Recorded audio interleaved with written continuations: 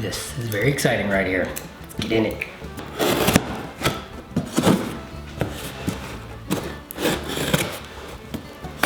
So what's in this box, you might ask? A very special tool that will help us later.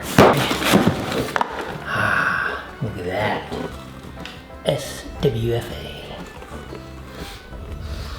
Ah, love that new smell. Alright, welcome back to the channel. Thank you for joining me again today. I'm going to talk about the SWFA Super Sniper Tactical Rifle Scope from SWFA. This is the 3-15 Gen 2 Mil Quad version 2 reticle scope. I just got it in, so unboxing it right now. Just about to pull this out of the paper for the first time.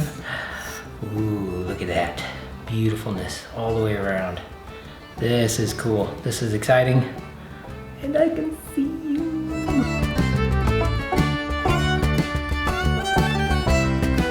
Oh my gosh, I can see into the future with this thing. All right, I've wanted one of these for a long time since they started making the version 2s not long ago. So in the past, I've used SWFA scopes for a lot of different rifle builds over the past 20 years. My first actual long range rifle scope rig was sporting a 10 power SWFA Super Sniper. So this is the newest version, the Gen 2, with 0 stop, with multiple turret options, all kinds of stuff. And I'm very, very excited about this. I have wanted to put this one in the catalog ever since I heard about it, which I don't even actually know how long they've had them out, the Gen 2s. It hasn't been long, because looking on their website a year or so ago, it's gotta have been within the last year or two. I don't know, I can't verify that. Look on their website if you wanna find out when exactly they came out with this, the actual Gen 2 scope. This is 3-15 power though, so this is the sweet spot for SWFA scopes. I've had the 3-15s in the past from them, and I loved them, absolutely. They were fantastic scopes. I have multiple of them in the safe right now, just sitting around. This one is going on my 7PRC Bergara B14 Wilderness Sierra, so that's where this bad boy is gonna live for the rest of its life. Let's dive into what this scope has to offer. I'm just like enamored with it already. Love the way they look, love the way they feel. Let's get into it.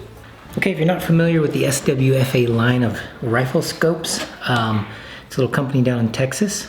They have owned the patent on this for a very long time. This scope was originally a military, the 10 power was originally a military sniper scope commissioned, I believe, by the Navy.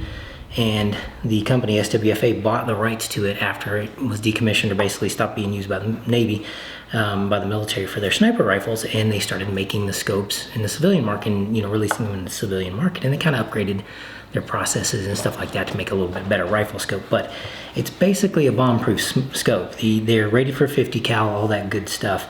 And so SWFA has owned this line called the Super Sniper line, and I believe the original contract was under Tasco, if I'm not mistaken, and if I am, please correct me down below. Some of you may know more of the history about this. I've covered it in a recent or a past video, more of a breakdown of who SWFA is and their 10 power scopes and stuff. But a few years back, probably it's got to have been at least 10 years now, they released variable power scopes within the line. They kind of created and released their own, which they had an HD line as well, and I believe they had a 5-25 in there, and they're no longer making that from what I understand and what I can tell on their website, but they're still offering the 3-15, and this is now a Generation 2 version, so they have updated and upgraded a lot of the features of the 3-15 power scope to match the civilian market, or the demand in the market today for precision rifle scopes. And they make a lifetime warranty scope, so that's, this company, it's a good company. I've worked with them in the past. I had one scope I ever had to replace with them and return, and they were amazing to work with.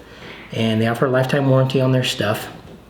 So overall, you're getting a high quality scope with Japanese glass in them, and they are made, I believe, made in Japan. Okay, so they're made in Japan now. At one point, I believe they were being made in the Philippines. So it looks like they're being made in Japan now. Japanese glass, really good solid construction all the way around. The features of the Generation 2 though are where things really have started to take a departure from the old and modernized into a new normal of what most of us expect in a rifle scope for a precision rifle these days. So let's just break down what those actually are. First off, you have also obviously variable power. So this is the 3 to 15 variable power. Comes with nice little nub here for making your adjustments. You can take that off. You have capped turrets. So you can use capped turrets, or you can use exposed target turrets. All right, so they give you the option both ways to have it. And personally, I'm probably going to cap my windage and leave my elevation open, tactical style, with the more tactical knob. So you have the slim, low profile knob for capping it, or just leaving it like that, or you have the more tactical style knob provided with it.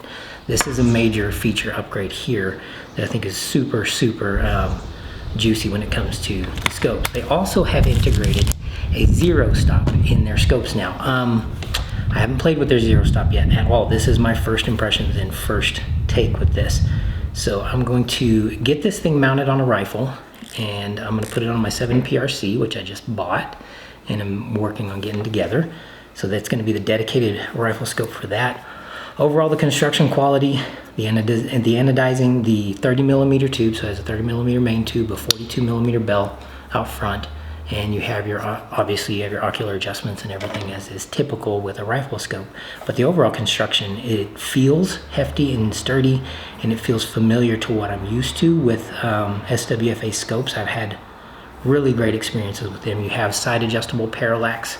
So this is also a really cool feature. Really nice to have side adjust parallax. Their fixed 10 powers don't always have. You can get them with or without side adjust parallax. And I have both, and they both work great. I mean, it's just a preference thing, really. This is a nice feature, especially on something with a variable power like this. So that's cool. Everything's moving smooth with it, so it all feels really well sealed and all that good stuff. So yeah. All right, so I'm gonna mess around with the turrets on this thing just a little bit, and I'm gonna get it on a rifle, and then we're gonna get this bad boy dialed in. We're gonna look at the glass. This one also features the Generation 2 Mil-Quad version 2 reticle. So I'm a huge fan of the Mil-Quad reticle. It is my absolute most favorite reticle when it comes to rifle scopes. The version 2, which I'll put a photo up here of, a better photo, is actually a Christmas tree reticle. So we have subtensions for windage as you go down and up in elevation down the Christmas tree. And I don't generally like Christmas tree reticles for the most part, but this one seemed to be clean enough and still has that Mil-Quad, and you know, the standard Mil-Quad center reticle, that I thought I'd give it a try and see how it works, especially for long range with windage and open country and stuff like this. So let's get it mounted up and work on the configuration here and go from there.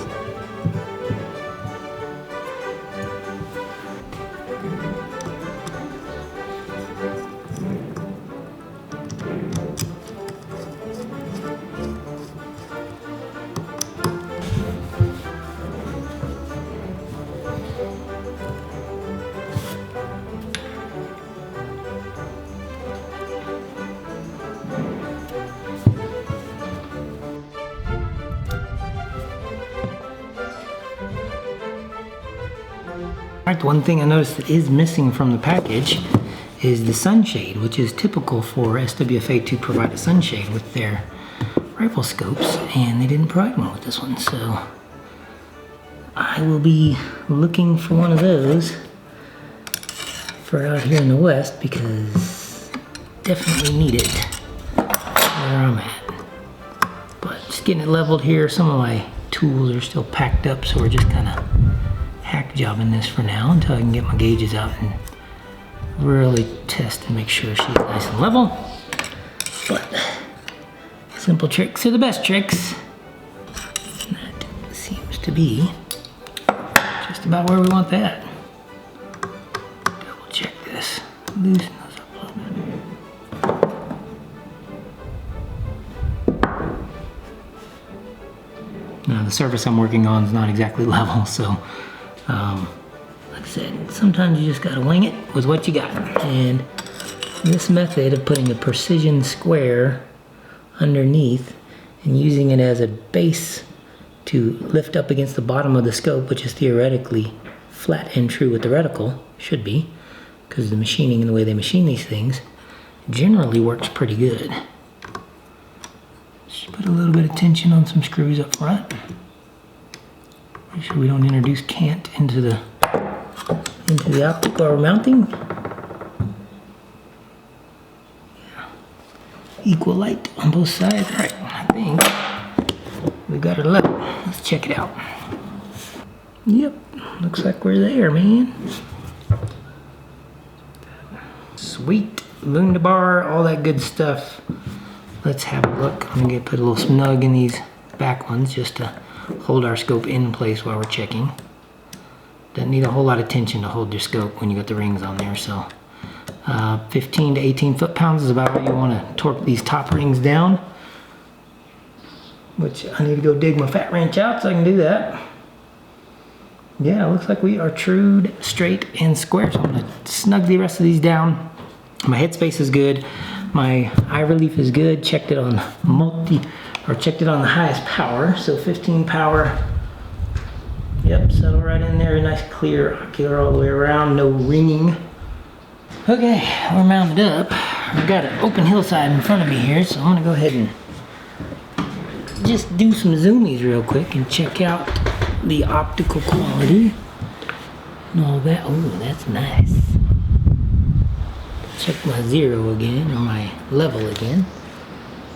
Looking pretty darn good. Everything's nice and snug down.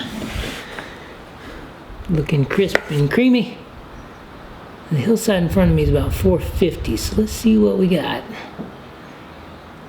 Clarity is pretty darn good. That the mill quad reticle is my favorite. And even with the Christmas tree, the V2, it's really not that busy. It's really not that busy of a reticle. That's pretty nice. You can pick out rocks and trees and all kinds of good stuff out there. 450. Yeah, the branches I'm looking at really clear on the trees, and the brush, the scrub brush. All right, I like that. Yeah, the subtensions on the Christmas tree are not too busy. You know what I mean? Sometimes they can be a little busy. That's what I was worried about with this scope. And it looks like that's not going to be an issue. So the zoomy zooms work really great, really smooth. Tactile feel with your knob here. This is an excellent knob, option for just getting your zoomies in quick. And it's not too obtrusive either. It doesn't stick up too far, which I really like. Just play with the parallax a little bit. There's a little bit of chromatic aberration around the edge, a little bit of a distortion ring. But when you get in this 15 power and you get your parallax set, it all but disappears. And I'm staring at a tree right now that is 473 yards away. I'm staring at the base of it, and you can make out the bark and all that good stuff. Shadows of the leaves. So just playing with the parallax a little bit. The subtensions on the reticle are fantastic. The mill quads are super crisp and clean, easy to read.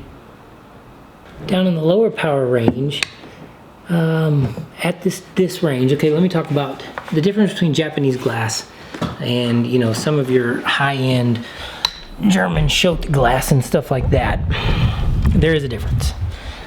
What you're getting, this is a mid-range scope, okay? What I'd call a mid-range, mid-price scope. It's not top tier, it's not bottom tier, it's not poverty scope.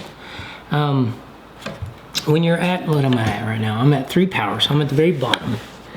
And I'm looking at something that is 470 something yards away. And you get a little bit of chromatic aberration. The center of the reticle is clear. And just play with the parallax a little bit. Yeah, the center of the reticle is clear, but there's a lot of distortion and kind of a halo going out from the center at long ranges on the lowest power. And it's kind of typical with some of the, it's not low quality glass, it's not top tier glass, it's mid tier glass. And so when you're shooting long range, you need to be at the higher end of the magnification range, and then you adjust your parallax and life is good, everything's crisp and clear. But if you're using very low power at long ranges, you're gonna get some distortion, you're gonna get some parallax, you're gonna get some missed shots is what it'll equate to, you know, at the end of the day. So far as light clarity and brightness though, you get, I mean, it's very, very clean. You know, it takes a lot of movement to get the black ring coming in. you can see everything. You can see everything through it. It's just not super in focus at that very, very low end of the magnification range. Gets a little better when I bottom it out to infinity out at those distances, but if you're shooting targets that far away, you're going to be zoomed in. I mean, at the end of the day, most likely we're going to be, let's see, straight up is 7. Should be 7, yeah, straight up is 7. Let's zoom in on that bad boy. Oh yeah, see, now that's all nice and clear. Yeah, see, everything looks great at 7 power, 475 yards or whatever.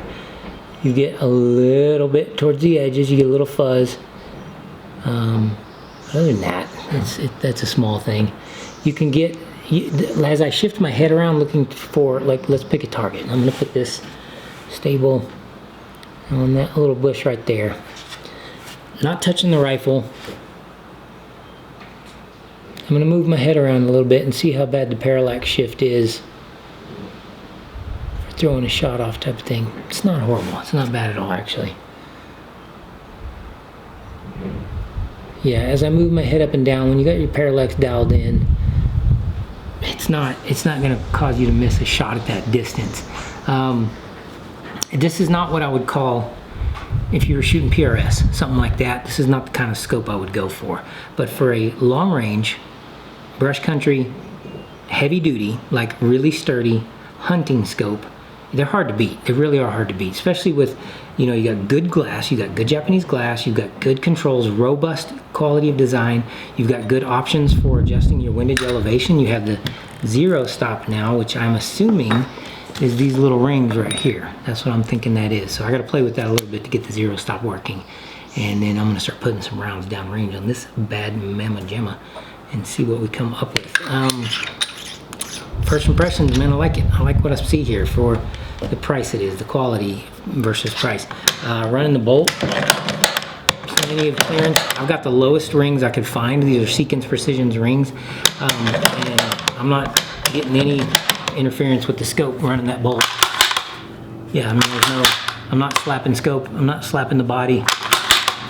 Plenty of room and coverage for the hand and arm to work and do all that good stuff. So that is cool, man. That is cool. I like this scope. I like what SWFA has done with it, adding some options here that are more modern options. They're more, I guess you could say, what people expect from modern precision scopes. The only thing it doesn't have is an illuminated reticle, which I can think of 0 times that I've needed an illuminated reticle in the last 25 years of being a rifleman. Red dots are useful. I have used the red dot in the military and stuff like that. That was useful, but actual illuminated reticle rifle scope, I hardly ever can think of a context where I actually need it. Because if it's that low of light, I'm not taking a shot usually anyway on game. Okay, we're talking game. Ethically for game. If it's too low for you to see the game and your reticle, I don't think you should be taking the shot. That's just personal preference. I think sometimes it can be useful. Okay, here's the context. I think I did use my reticle once or twice when I was in New Hampshire hunting during the day. Really overcast day, really cloudy in the deep dark woods. No real snow on the ground, that kind of thing. So it was all real dark and everything like that. And I had my illuminated reticle on 1 or 2 sits that I can remember sitting out waiting for some deer. I didn't actually shoot an animal with it on, but I did have it on just to make it easier to see. So if it's just for convenience and the convenience and to be able to see things a little easier, yeah, illuminated reticle's cool. But functionally, I don't think you actually need them. So eliminating that from the price and from the complexity of the scope, I don't hate that at all. I think they've done a good job with keeping it simple, keeping it robust, tracking in with all the things that we are used to from SWFA. Good quality stuff. The glass looks great. It looks comparable with everything else I have from them, and I'm excited to get this thing out and start putting some 7mm down range. Yeah, I mean, it's super clear. Let's pick some rocks over here. Let's see those rocks. Oh yeah, there we go. That's nice. Let's get in a little bit further. I like to get to about 10 power is kind of the sweet spot where I shoot most of my medium range. Let's adjust our parallax accordingly. Yeah, I mean, it's clear. You can pick out cracks and crevices and little stones and pebbles and stuff in the cracks on the rocks and stuff. So functionally, I don't see any problem with this scope, and this setup I think is going to be a great setup. So I'm going to get out to the range, start putting some rounds down on the 7 PRC here with my new SWFA. That's awesome. Y'all should check it out. Consider it. It's a good scope. I think they've got a winner here with the V2, the version 2. The sunshade I would like, but you know, take it or leave it. You can put the honeycomb on there too. Those are pretty nice. I might try to, I've got several of those laying around, so I'll dig one out and put it on there.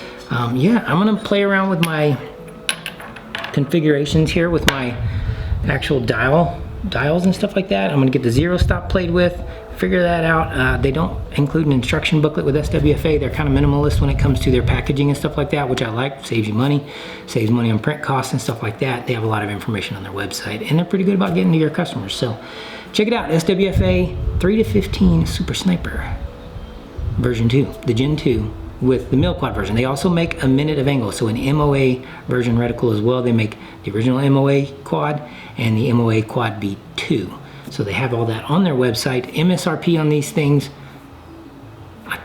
I just kind of went for it. I think I paid close to 8 with shipping. So with shipping and everything and taxes and all that crap. But I think the MSRP for like $7.49, I'll put it down below. Thank y'all for joining me again today on this one. This is a simple one. I think we need to get some clothes on this thing. It looks a little naked. Time to break out the multicam. Let's get it covered up.